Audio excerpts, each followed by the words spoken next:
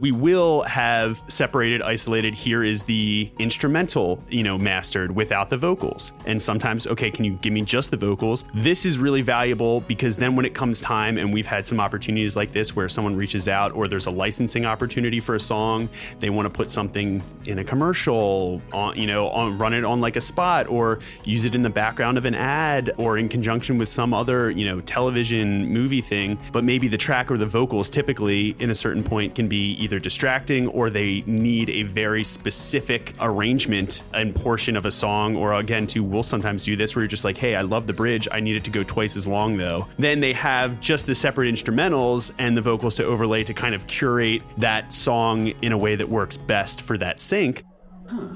What's this red button do? You are now entering a restricted area. You may experience a phenomenon known as true-level sound.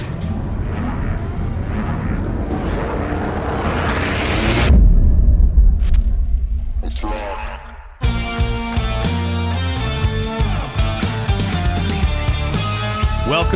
Welcome back to The Record Process. It is I, Casey Cavaliere, once again with my good, luscious, long-haired, yellow-shirted co-host today, Mr. Tom Conran. How are we doing, Tom? You're at the stew. I'm at the stew drinking coffee, and it's never enough. I always want more coffee. Right, it's never enough. But also, at the stew drinking coffee is your happy place. So that it is. We're happy for you. If this was a smell, it would smell great.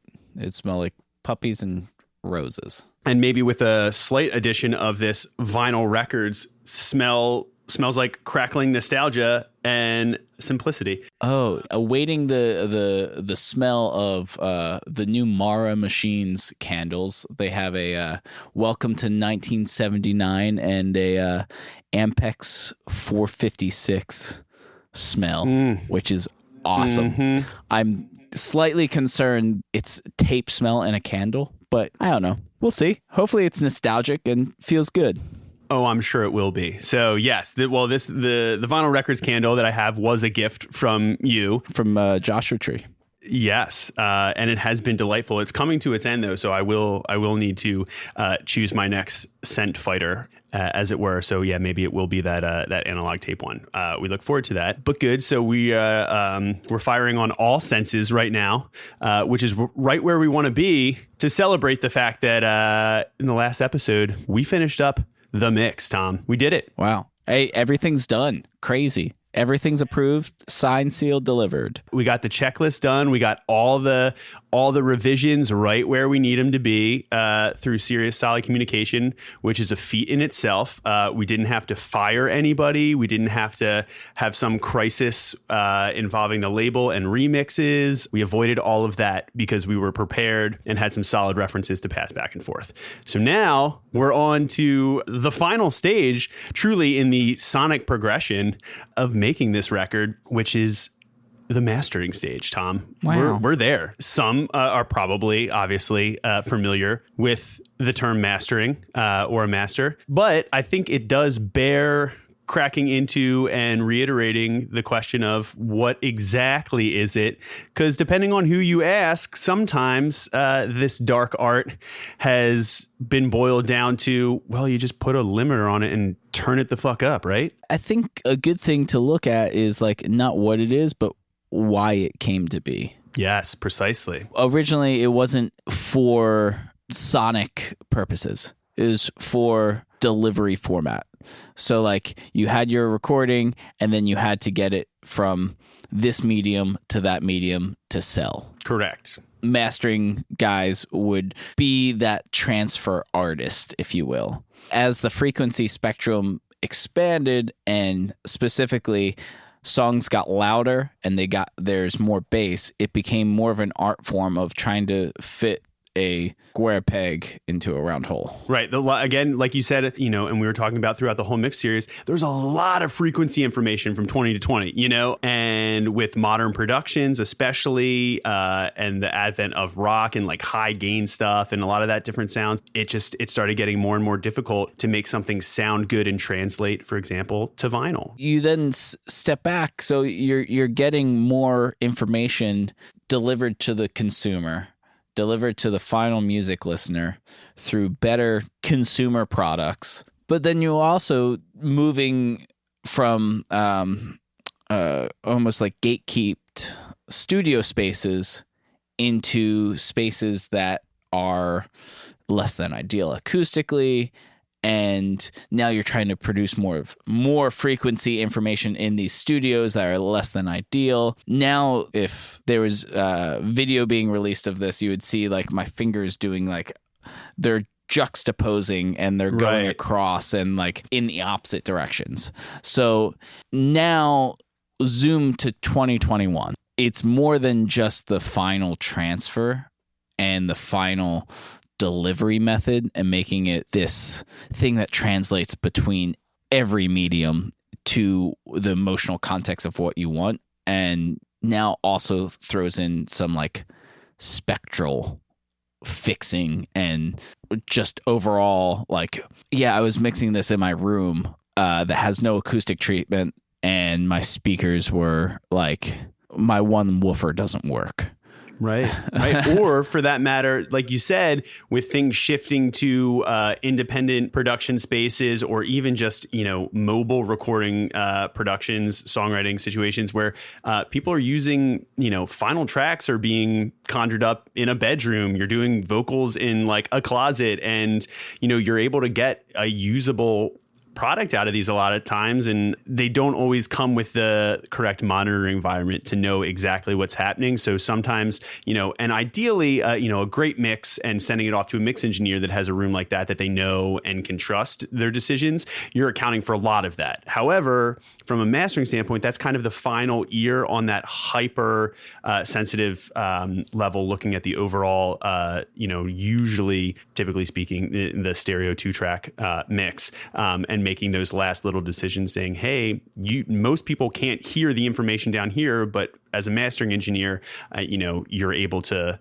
really read through all those little details and nuances and control everything so that it presents in its best way possible on any format, right? That's also kind of the biggest thing that we're looking for out of a mastering engineer and the mastering process is taking the mix that you have that everybody's signed off on and loves and puts the best foot of the song forward, and making sure that when it shows up through streaming, through vinyl, on an 8-track, on CD, whatever it was, Recently, I've been seeing cassette. Right. Yeah. It's all coming back, which is interesting. And then, the systems, whether it's on your car stereo, in earbuds, on a sound bar, via like your phone speaker even, right?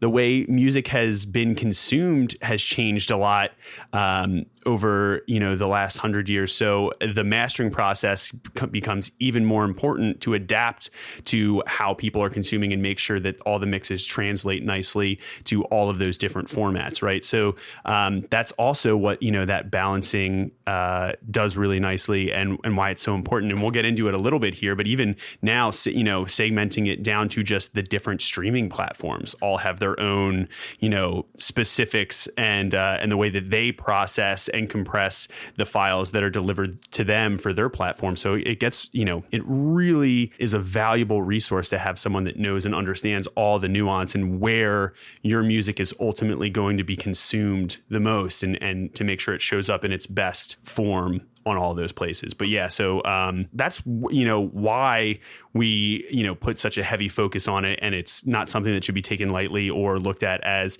yeah, well, I just have a plugin I slap on to make it louder, right? You want to trust somebody with the context and the experience of listening to these songs in an environment that they know, and with the gear that they know can get the best results for consistency's sake. Yeah, and that's not being said that like you can't master it and put it out and it'd be great. I like to call it like a third opinion. So like even if there's like multiple parties, it's like an outside opinion. It's someone who has no vested interest in anything, just anything but making it sound better. That's a huge part. Yeah. It goes back to what we were saying, early on at the beginning of the process, whether it be with songwriting or even in the pre-pro phase. If you're an artist working with a producer or another artist and collaborating, it is the meeting of the minds and a secondary opinion, and that extra added layer of feedback that can help strengthen it, and this is exactly that, but on the purely sonic end, and trying to make sure that what has been done and shaped through the rest of the process and the mix specifically has one last final piece of collaboration to oversee everything with that last little bit of objectivity. Totally. I guess the last thing like of what mastering is, I feel, is sometimes not tangible. And then there's some tangible elements of it, but it's like the optimization of it. When I say optimization of a track, it's like if your mix is like, let's say it's an electronic mix and you're mixing in a less than ideal room, or just oversight during mixing that like you don't have enough low end in some aspect of it, send a mastering engineer and they're able to get that genre specific like optimization turned up. So like in like dance music, it's focused on low end. So that like sub just like thumping in your chest.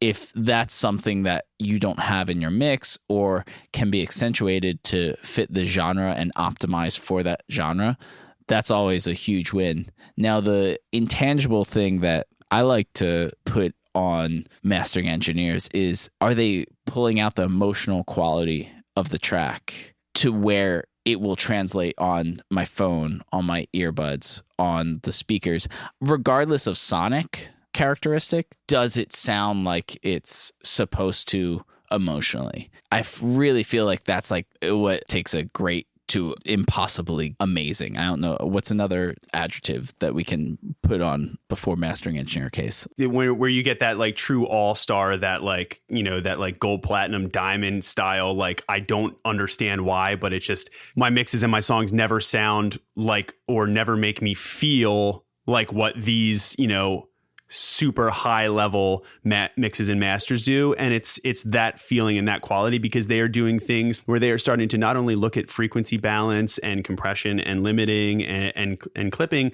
with their gear and the chain that they're processing it through, but they're actually understanding how the low end should feel and move and pump. They're actually understanding, hey, I need a little bit more air because the information that's up here is what's really exciting in this moment. I want to adapt the master to highlight that a little bit more. Or for that genre, it should have this extra sparkle up there. Or for this genre, it needs that extra sub that you're not going to hear on most headphones, but you're going to hear it when they have a huge, like subs under the dance floor. And it's like a very DJ centric environment that is the intended place for that music in that lane, in that genre. So that's what it, really talks about, where they're just like, I know that adding like a half a dB extra at like 20 to 30 here is going to do that there and make it sound extra resonant and extra full and hit extra hard, from an emotional standpoint. Yeah. And that's a huge thing. And it's, I feel like, often overlooked in that, like that's the final frontier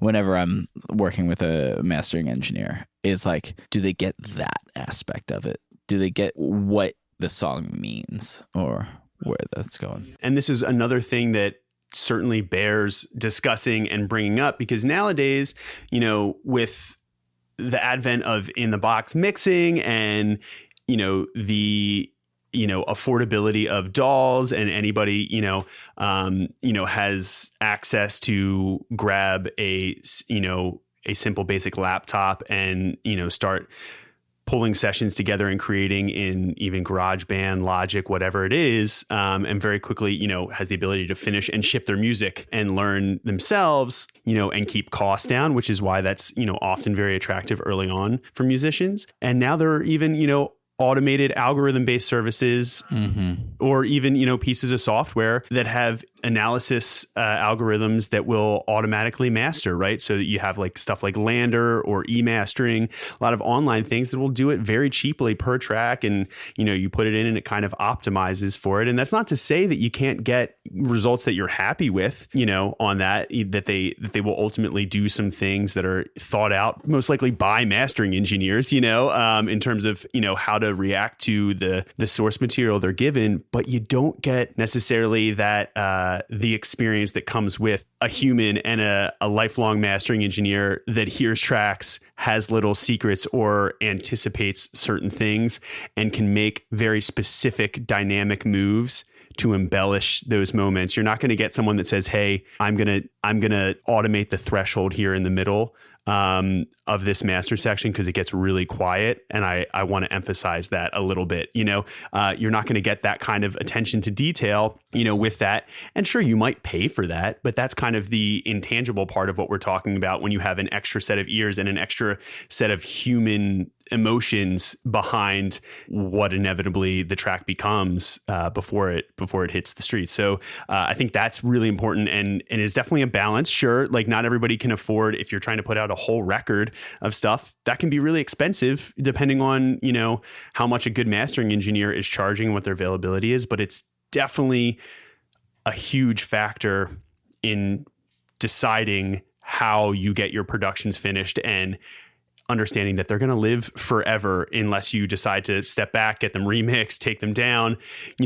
That's going to be cemented. So choosing that, making those decisions wisely and weighing those two is super important. Yeah. Yeah. And having the human element, we could go back and forth on this debate case of like what makes up like the intangible qualities of everything. But I think I got distracted by my phone buzzing and I accidentally hit this knob and now it sounds crazy, but that's the exact, or like the intangibles, the butterfly effect of like what mastering and what making music is. I think all those things add up, and not saying that there is anything negative to like an e-mastering thing or a Lander type thing versus a human experience with a mastering engineer. But it's something to calculate in your head when you're going through all of this and be like, what do I want to pull from this? Do I want it just to be optimized, or do I want it to be like optimized for like a systematic, yes, this will sound good on this system? Or is it, yes, this will take your song and make it into a story and translate that story across a little bit more. And someone that will care and can read that story and can read the song more than just sonic information and frequency information, and can read it as, hey, this is like a really gentle, fragile song. Maybe I shouldn't try to optimize it for just pure level. Maybe I should try to keep some of that dynamic and that subtle, gentle quality. And also, not to mention that, for you and I, the mix engineer and producer side of things, that are in the seat making a lot of these happen leading up to the mastering process, I find, and I think a lot of young producers, and if you're out there starting doing your own productions, but obviously if they're just your songs or you're doing it for a friend, the budgets are very low, if not non-existent. So you're trying to keep the finalizing processes to a minimum, but know that maybe mastering isn't your strong suit. So you decide to go with kind of a digital option in that way. The only thing that I would offer that I'd say I know for a fact I have benefited from, and that you have benefited from, and we talk about this a lot, and we know a lot of incredible mastering engineers, and we're very lucky in that sense to work with a lot of them and on some of the projects that we do. And what I will say is, as an engineer, as an artist, as a mixer, working with another human on that end, there inherently is feedback that a lot of them can potentially give you, because they are invested in how the track comes out from a genre specific sense, just to an overall, hey, and that's why I always say, if I'm working with a mastering engineer, I want the feedback. I don't want them to just be like, this is the best we can do. I want them to be like, hey, this is awesome. If the band signed off on it, totally cool. But also, like, I'd love to just, clamp down on the mid-range a little bit more. Can I just get this track with the vocal up a half dB so I can really do what I'd like to do with it? Or, hey, this is going to be awesome. Like, I love the low end, but there's a little extra stuff. Like, if you want to just rearrange this balance or whatever, then I can really bring up the full weight of it without overblowing it. Things like that went early on and all the way through still, like today. I invite that kind of feedback because it's so much easier for me to be like, oh, absolutely. That's an easy 5-minute thing, but it just made that track and that master exponentially better. And you're not going to necessarily get that from an algorithm that's just like, here you pay this much and then we optimize for loudness and frequency balance, right? They're not going to look at it as this is the instrumentation that we're trying to emulate and get across, right? It's very hard. And so in that way, it's going to make you a better engineer. It's going to make the mixes better and going to inform how you think moving forward, which I know you and I always talk about this and are huge proponents of. But anything you can do, not just to make the current song better, but to make the future productions and music stronger and inform your toolbox and fill that out, is so crazy valuable. This is how we look at, all the time. This is how we look at when we, bring a band in and are working with a band. I never look at the relationship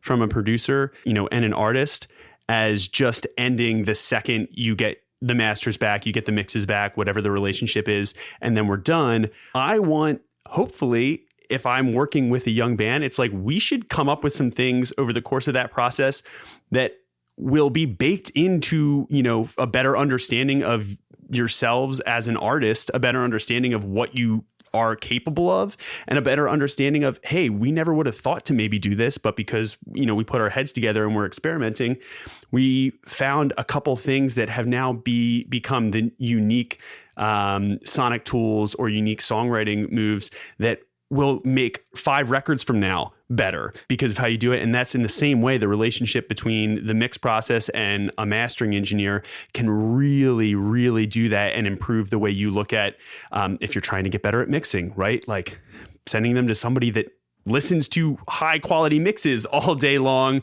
under a microscope is a great way to be like, hey man, if there's anything else I can, fix real quick to make it better, let me know. And they might be like, listen, your guitars sound pretty good. There's like a crazy amount of resonance in the overheads on the drums. Like it's, you know what I mean? Like if you can go in and dial that out a little bit, then I can actually bring it up and it won't be as distracting and I can do what I want to do. And then the next mix you do, you'll be like, oh, I remember they said that, and try and make an adjustment on it. And that's so valuable. And that's worth way more than maybe the extra $50, $75 that you might pay to just ship it out to a online platform, right? Totally. And I mean, that's also a great transition into like why else, and we kind of touched on it before, is the transfer of mediums. Specifically, I feel like the one that comes up the most is vinyl. Vinyl isn't like, oh, I'm going to print a master for vinyl. Like you can do that, but if you have an experienced mastering engineer that's doing a vinyl master, they're looking at just what goes into cutting. So like you physically have to cut, I believe, you cut a lacquer and then you do the plating process after that. Mm-hmm. But with the lacquer, you have to go in, and if you have too much low end, if it's too loud, it's going to jump the needle. The grooves are going to be too wide, right? Yes. Yeah, and if the grooves are too wide, then it's going to cause a skip, or it's going to cause the needle to literally jump out and go to a track behind. And like there's so many things that go into this transfer process of this digital medium to a vinyl medium to a cassette medium to I know that there's some high-end half-inch, quarter-inch tape albums that are being transferred onto open reel tape, and then you're playing back. There's so many aspects of transfer and making sure that, again, the emotional quality is maintained and the sonic quality is maintained whenever they go through the transfer process. If you're like, cool, I'm going to roll off 100 hertz and below and sum that to mono, that's what a vinyl needs, and that's just like baked into every process, then cool, that's definitely a way to do it. But is it the way to make the vinyl master be the best it can be? Who's to say? Probably not, just because if it's like an automated thing, I don't know. There's probably some debate, and I would love to hear some comments about it. But I've always experienced it as like, if you're going into it and treating it as a separate process, looking under the microscope and seeing the grooves being cut and optimizing for that, there's an art to that, and that's a huge thing. I love a buddy, Andy Van Det. He posts online of him cutting lacquers all the time. It's so cool. I believe he has a Neumann lathe, and it's so cool, like just to see all of that kind of stuff. Yeah, and it speaks volumes, like I said, to know and understand where it's going. Just like we've talked about, it's all about part of the process and making the process stronger. We've seen this and talked about it at every step along the way with this season. If you understand the mixing process a little bit better as a recording engineer, then that's going to inform the way you capture certain things to make them ultimately translate better. If you understand the vision, you're going to set someone up, even if you are that person where you plan on mixing and taking it in the next stage, you're going to set yourself up for a win. If you're not, you're going to do things in a way that inform and help someone understand the vision, the song, the idea behind it, and take it from there in a better way, because you know what they're going to be looking at and how, they're typically going to treat it. If you're a songwriter, but you also understand the recording process and the capturing end of things when you get into a studio and try to recreate that vision in a audible format, that's going to start to inform the way you think about a song as you're writing it, and the way you think about the arrangement and the instrumentation of a song as you're writing it, because you understand, hey, this is cool, but I know that if I do this, I can double the vocals here and give it this effect, and that will really emphasize this line in this character. So it all informs the next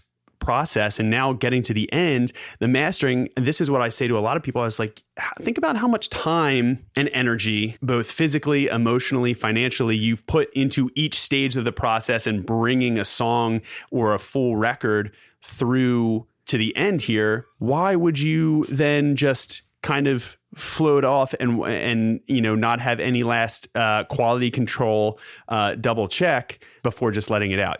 So that's not to, again, knock some of the super high level algorithm based companies that are out there, because I'm sure they do some things very well, right? And I've heard some pretty convincing results in that regard.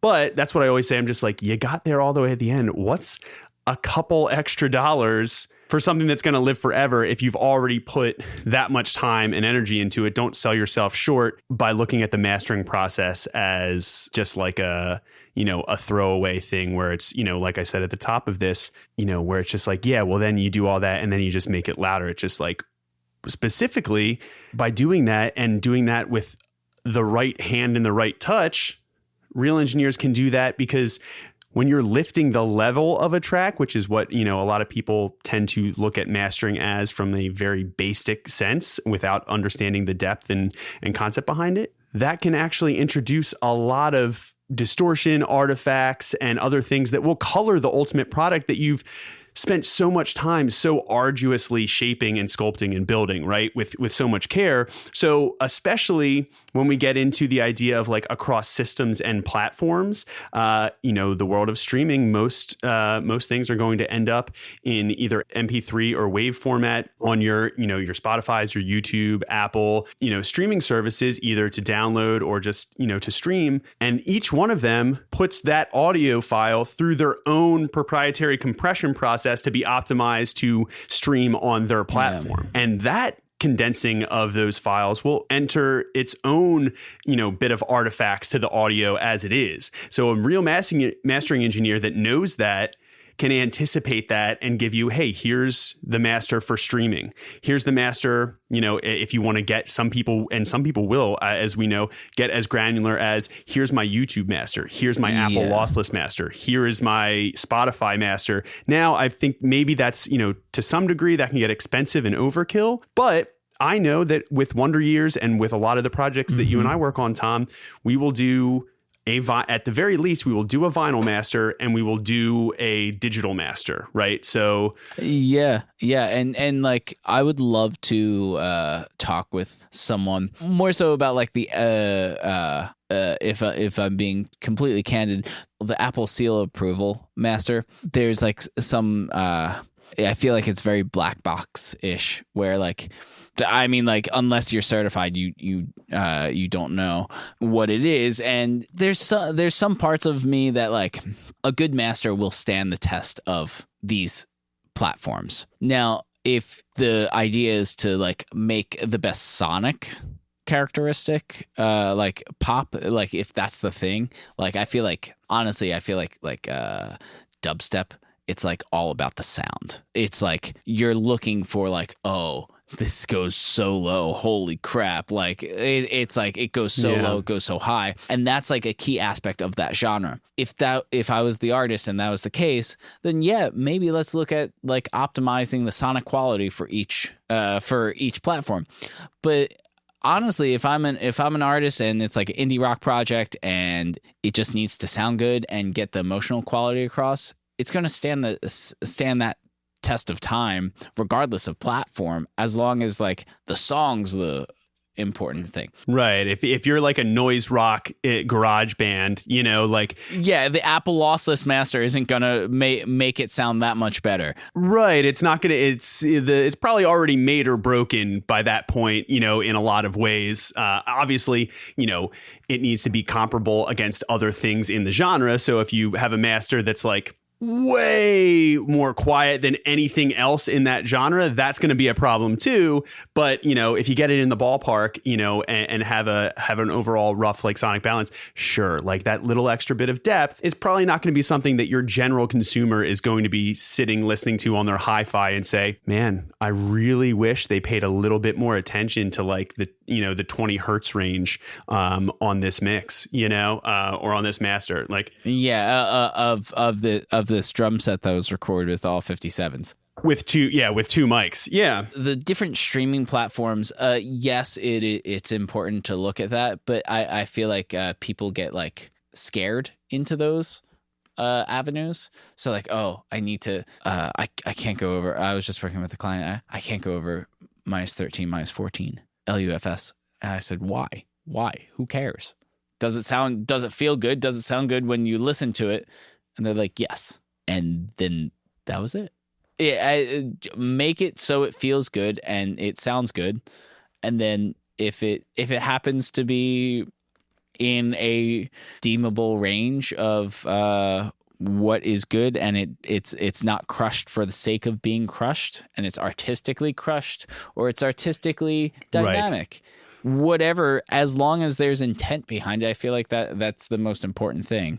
100%. And just for reference for anybody that might not be familiar, you know, we've been throwing around the term LUFS, loudness units full scale. That's just like the perceived loudness and a way of measuring that specifically in audio and mastering. And there's short term and long term, and there's a whole mess of things. And, like, honestly, like, half the people I talk to are, like, kind of oblivious to it, even in the industry, because it's about this transfer process of one medium to another, whether that be streaming, whether that be vinyl. That aspect of things has this, like, veil of secrecy, and, like, it's very, like, oh, I don't know what the master does. It's like that kind of stuff, but it just sounds better. And I feel like demystifying this mastering process is important, but not to discount it, it's important. And, like, when you go through demystifying it, it's not a, like, oh, how can I do this for cheaper? It's like, oh, how can I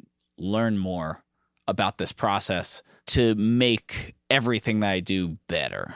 Exactly. And that's ultimately what it's about, and what, you know, the process end of this, and handing it off to somebody else for that final, you know, cementing of a last opinion, and double check on, you know, a last vibe check, if you will, is really important and can be super valuable, regardless of who you are, if you're the artist, if you're the engineer, right? And also, you know, on that note, in terms of, you know, I think it would be probably a first to have an entire show done on the topic of mastering and not use the phrase loudness wars. But I also don't want to get too into it and carried away. Suffice to say, you know, things have crept up in perceived loudness and volume, especially in the world of, you know, mastering with CDs being the, you know, and the transition to the digital medium. But now that streaming is taking over over and it's either streaming, or vinyl or like a physical medium like that. And obviously CDs are still, relevant, and people will purchase and or download, the proprietary files as well. A lot of those streaming platforms are running it through their own normalization system. So if you've heard the phrase loudness penalty, if you have something, for example, in a lot of, let's say like that dubstep or like the EDM world, right, where stuff is like typically very, very loud to hit really hard in, club settings, right? Well, if that comes in at like -5 LUFS, guess what? Spotify normalizes for -14. So they're going to automatically turn your track way down to balance for their user experience from one song to another and one artist to another. So you're not really doing yourself any favors. And if anything, you're going to get taxed a little bit, and yours might sound a little more quiet because it has to be brought down in volume. So these are the things that a mastering engineer will also understand, and also sometimes why the intended platform or medium is really important in considering it, but also why when it comes to loudness, everybody's got a volume knob, and just make sure you like how it sounds overall as a track, because so much will go into how it's consumed and where it's consumed that you can't, it's often almost impossible to completely curate where it will be and how it will be transferred and passed around. So all you can do is make sure that the core master and sound file is something you'll stand behind, regardless of loudness,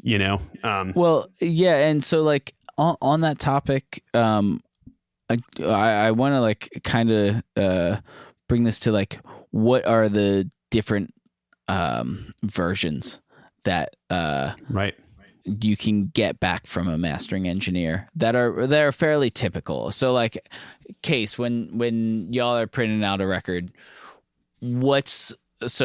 before you're saying you're getting a vinyl master and a digital master, are you doing any other types of like versions of the songs? So, and that's great. And I think that's like probably the best, place to segment and end the episode in terms of talking about deliverables and what you should expect, and what like a good mastering engineer, should be not only looking for from the sonic product, but in terms of, what you want to get back other than any, solid feedback, and their artistic taste with it. So, yes, a couple things, but before we go into most, and I'm sure most mastering services will also do this, but I believe like the DDP, like the metadata stuff, which will be baked into things that they will give you as well. So that helps with encoding and tracking those files and those songs, as they're uploaded to all of these different, platforms through digital distro or whatever.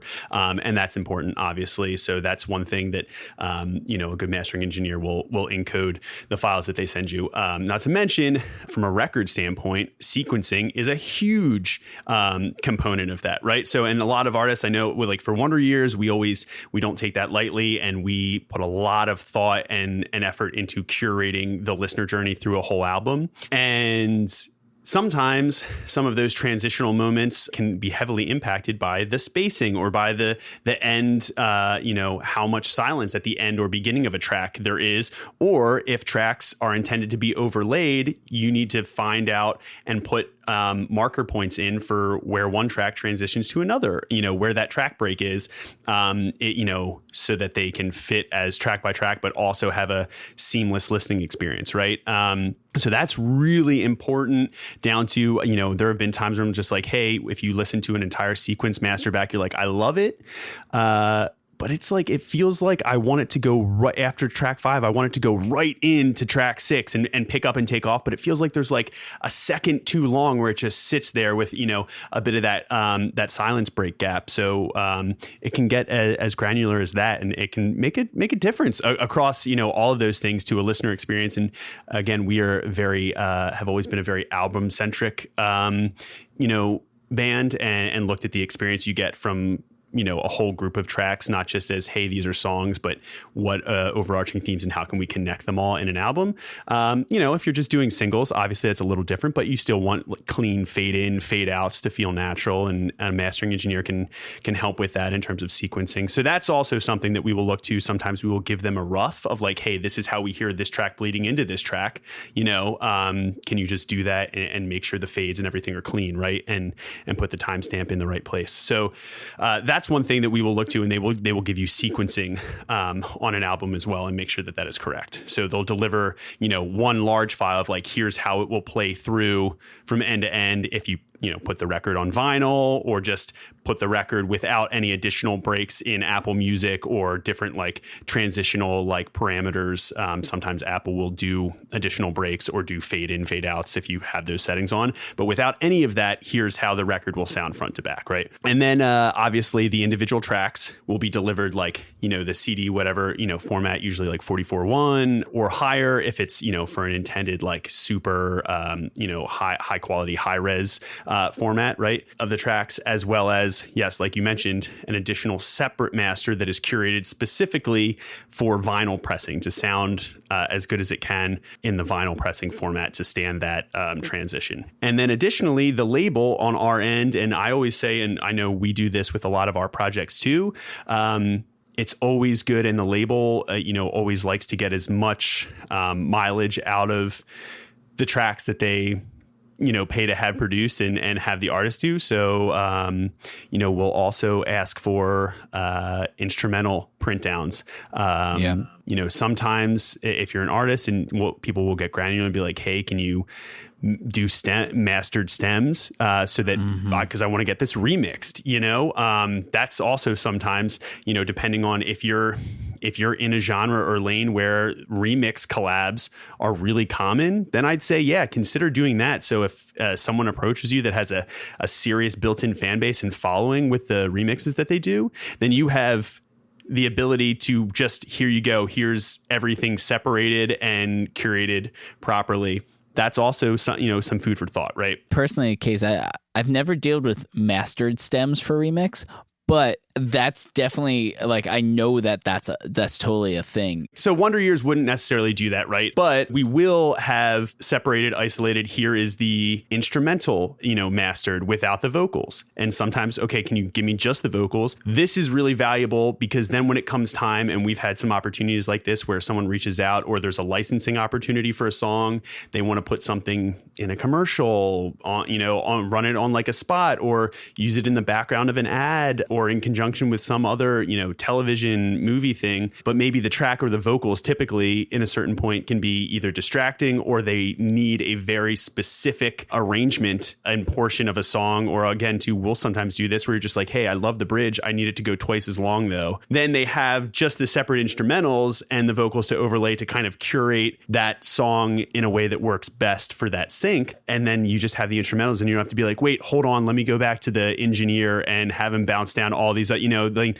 you're just ready to go, and they're just in a Dropbox, and that's helped us out a lot. I never really thought about mastering the vocal only, and then you have like an instrumental and a vocal only master. That's really interesting, Case. That's a fantastic idea, because then like, cool, yeah, I want the flex to throw around the vocal mastered, and then like I can remake the song instrumental vocal however you want, however you need to, and that I mean, again, we won't necessarily, I don't think we've done the additional mastered vocal, but there's a case that you could plead for that if it's a really rich vocal stack production, like unlike us, but in a different genre. If you're, look at the Vanity Draft stuff we're doing right now, we're working through like 30 different vocal lanes, like having those separate would be great for them, because there's so much like you can get a lot out of, like, if someone wants to sync, it's like you can take just an isolated portion of the vocal and use that over something cool and have it be its own thing, and it's, and chop that and the instrumental up across something if they want to sync the song.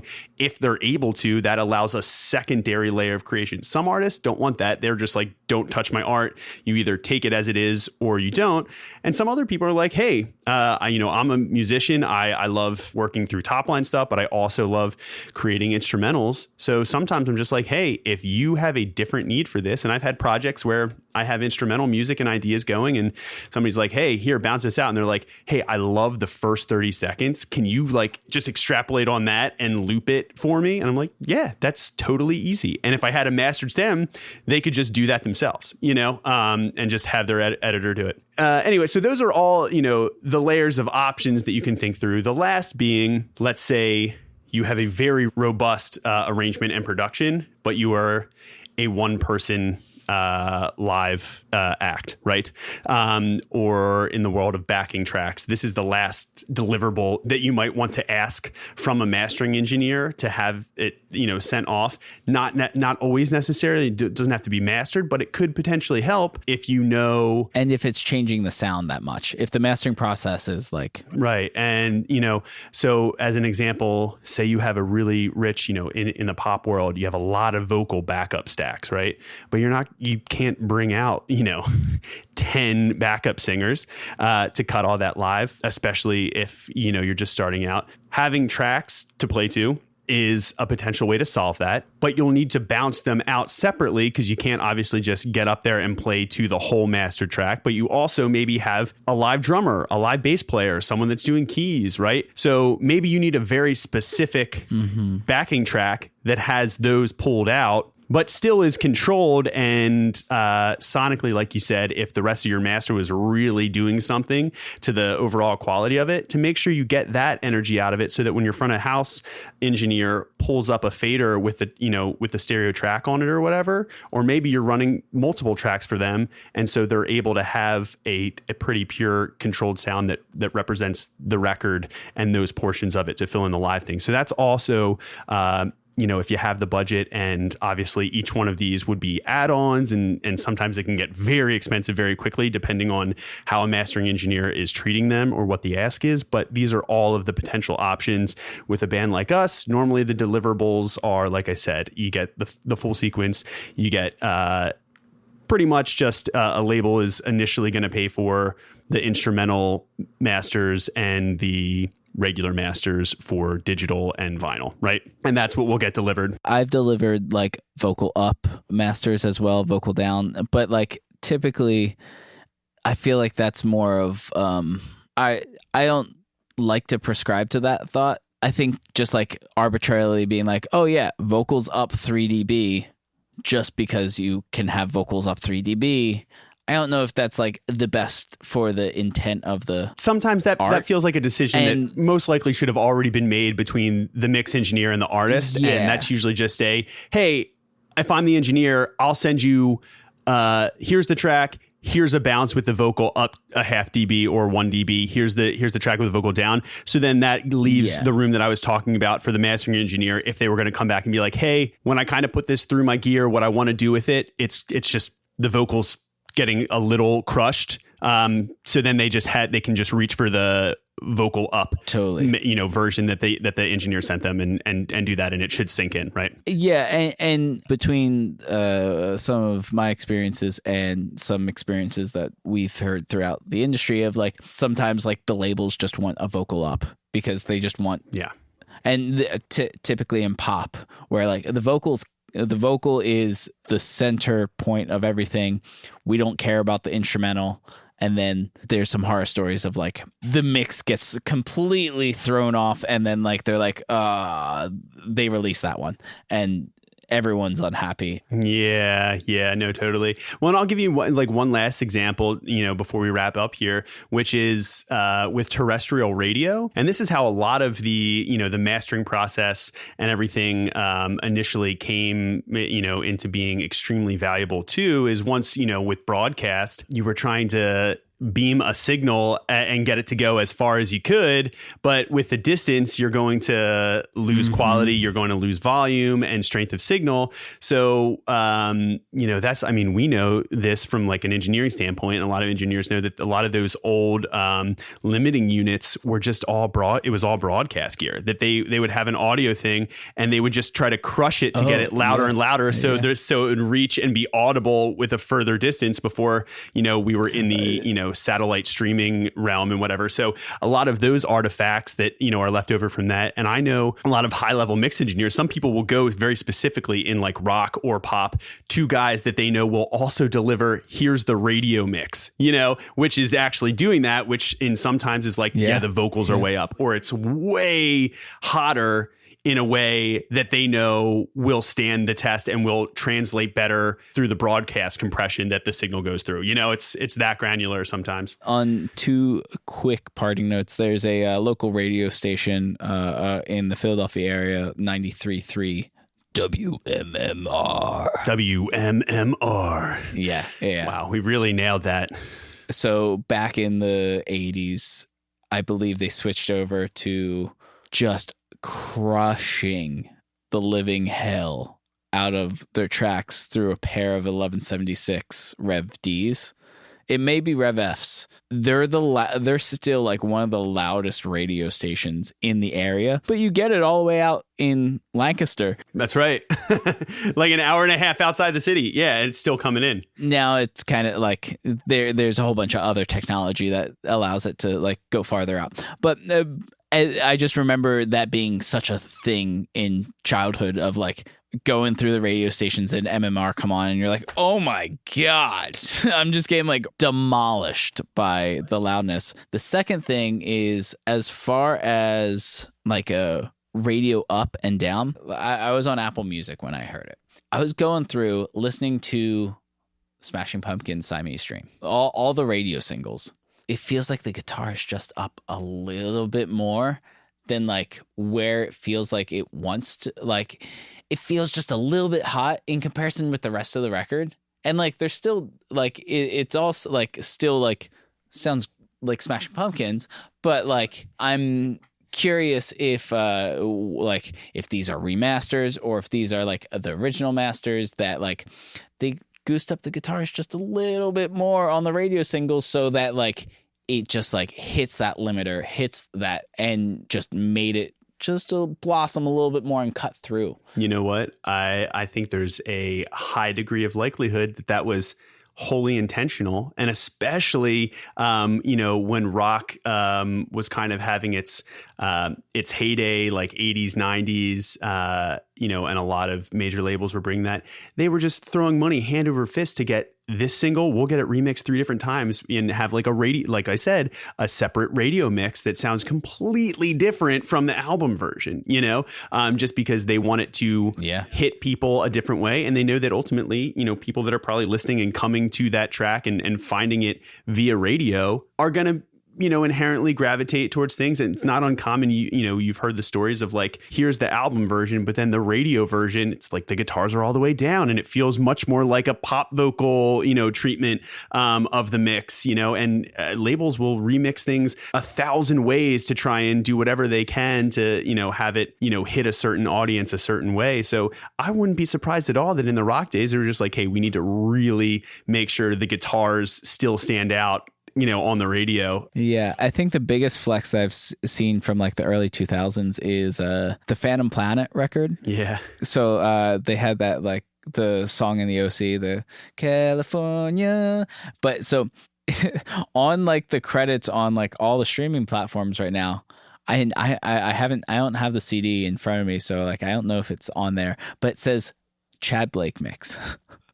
Instead of like a radio mix, it's like, and that was like, I don't know, early 2000s when like I think labels still had a little bit of money. So right. Yeah. It's like, or like I still know behind the scenes, it's like, okay, well, here's a band that like can't afford to have Lord Alge mix the entire record, but they'll have him mix like the first 2 singles, to make, and put some extra couple $1,000s into those, just to try and bring it all the way home and get that signature kind of, positioning and attitude on it. So it's the same way, with mastering. It's like, if you're jumping through those hoops and spending that kind of money on a mix, you don't want to just, why would you? That's why normally a lot of these guys, and it bears to to show, a lot of these guys have the like, hey, please use this person or this person to master. They know my work and I trust them. I've heard what they've done with my work. I know they are the person to finish it off. Right. And that's why it goes hand in hand, because it is that human approach and that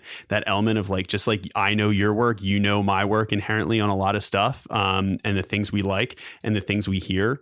That's important and that's super valuable, because it's all about the process, and it's not, rarely is it from start to finish just one person on an island. Sometimes it is. It's probably a lot more common nowadays, but to that person, if you're listening to this, I would say, hey, maybe just find one other person at one key part of the process that might either make your journey or what you're creating even better and improve it. Or if you have one part, identify which portion of you making that music from writing all the way to mastering is your weak spot, and maybe start there and be like, who could I bring in to improve it, and step by step. And then maybe you back through, maybe you don't need the help. Maybe, you find somebody and ship work and get feedback and you realize, oh, maybe I do need some help on the filling out the instrumentation of this, because the songs are cool, but like maybe there's somebody from a sound design standpoint or from a synth instrumentation standpoint that's really good at what they do. And,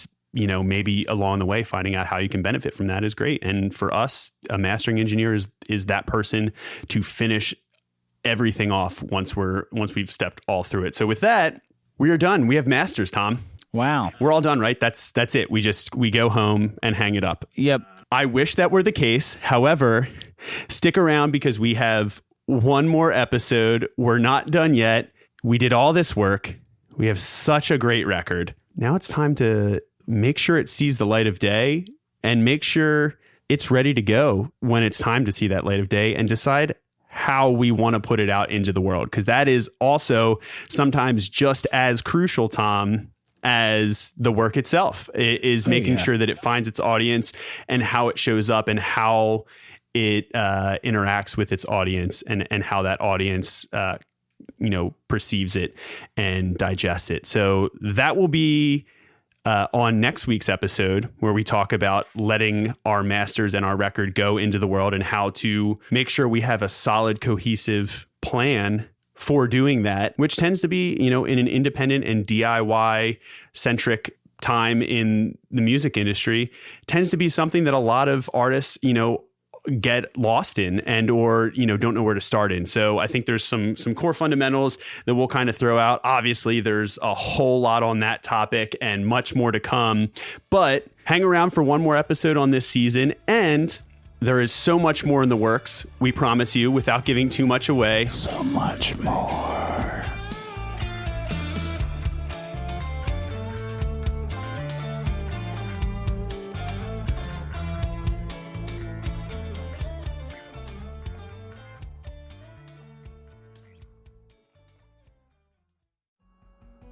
So we would greatly appreciate if you take the time to either reach out to us if you have learned anything or have any thoughts or comments about any of the previous episodes on this season. And let's put it this way, if there's anybody specifically in the record making world out there of the artist, producer, mixer, mastering, variety, creative, of the like, that whose work you're a fan of, or who maybe you'd be curious about, maybe you are that person. And if you're listening to this, thank you for listening. And let's maybe turn this in from a one-sided convo to a two-sided convo, and we will leave it at that. But get at us and give us any ideas or options of who you might like to hear if, hypothetically, we were to continue this journey with some guests. Hit us at The Record Process on Instagram. Case, what's that email?